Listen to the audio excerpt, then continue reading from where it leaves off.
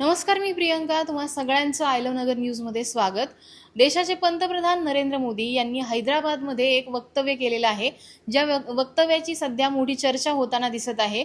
नरेंद्र मोदी असं म्हणालेले आहेत की पुढील वर्षभरामध्ये आपल्या घरात कुठलंही शुभ कार्य असेल किंवा लग्न कार्य असेल, कुठलाही कार्यक्रम असेल, तरी नागरिकांनी कुठल्याही प्रकारचं सोनं खरेदी करू नये. या वक्तव्याचा नेमका काय परिणाम या सराफ व्यावसायिकांवर झालेला आहे आणि नगरच्या सराफ व्यावसायिकांना याबद्दल काय वाटतं, हेच आज आपण जाणून घेणार आहोत. आज आपल्यासोबत शिंगवी ज्वेलर्सचे गुंजन शिंगवी सर आहेत. आपण त्यांची देखील प्रतिक्रिया जाणून घेऊयात.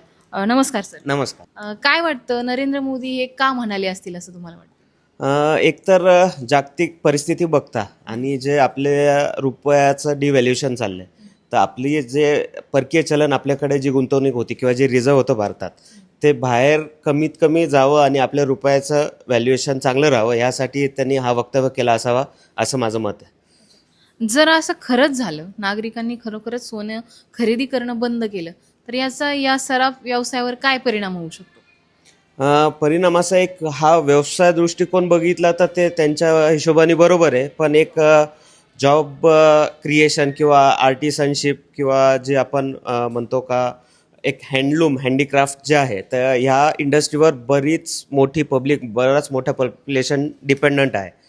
बरेच लोक या व्यवसायातनं पोट भरत असतात, रोजंदारीवर किंवा महिनाभर काम करून पगार हातात येईल आणि त्याच्यावर ते त्यांचं संसार आयुष्य जगू शकतात.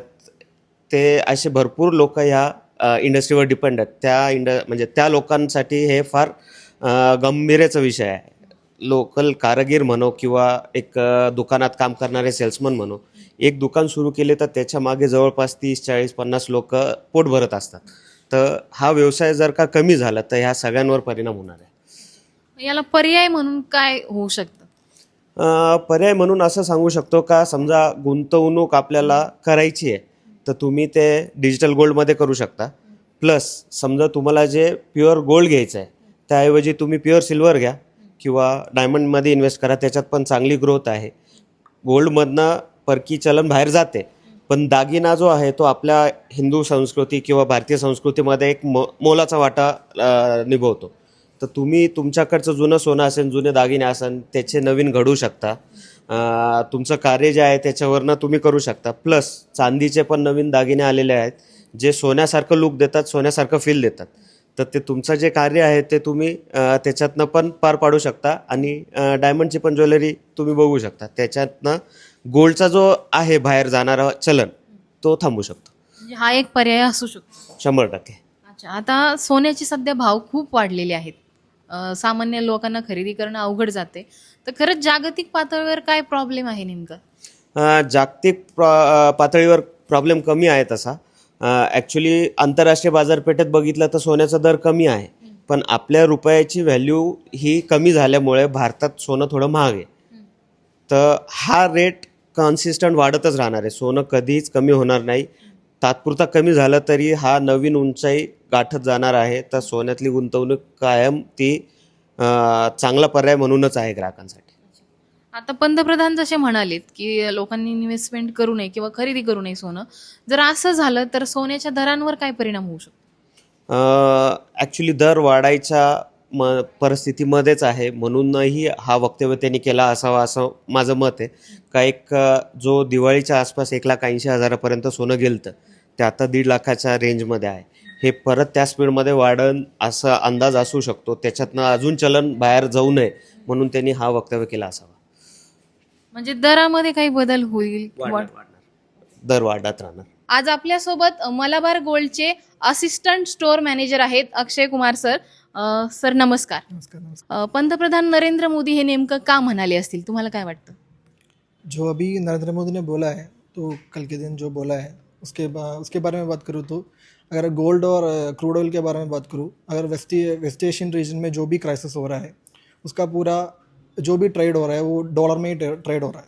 So dollar is actually supremacy power. जो भी ट्रेड होता है सब डॉलर में ही होता है.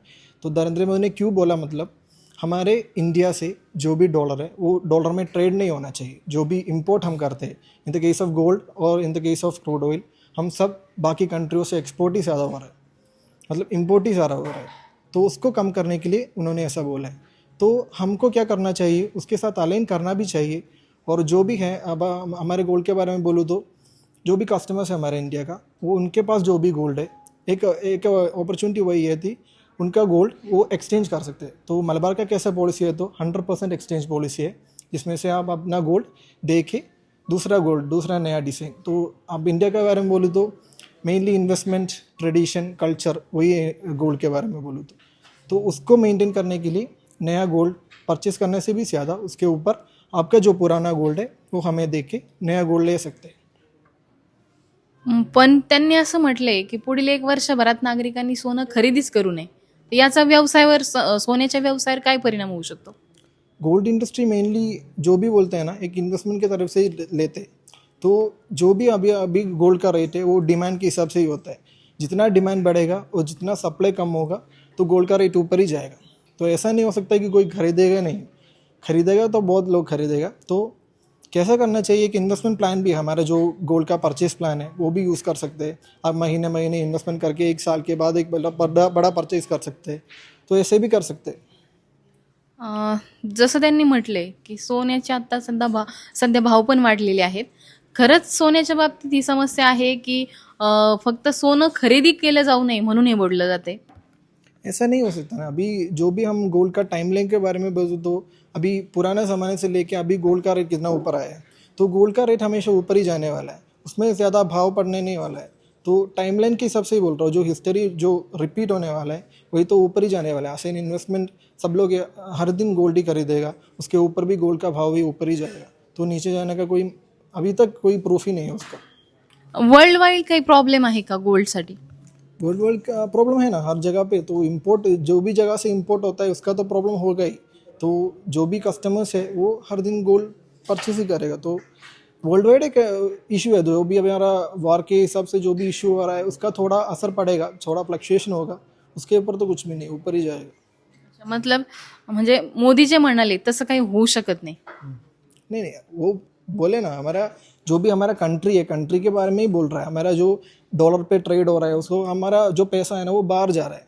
तो बाहर नहीं जाने अभी क्राइसिस के हिसाब से, तो हमारा कंजर्वेटिवली हमें रहना चाहिए। जो भी फ्यूल है, जो भी हमारा इकोनॉमी का गोल्ड है, वो हमारे यहाँ पे भी रोटेट होना चाहिए। वो उसका उपयोग ज़्यादा हुआ तो हमें फिर से बाहर से इंपोर्ट करना पड़ेगा। तो उससे भी अच्छा है कि हमारा जो भी गोल्ड है उसको कर सकते हैं, नहीं तो इन्वेस्टमेंट प्लान भी कर सकते हैं।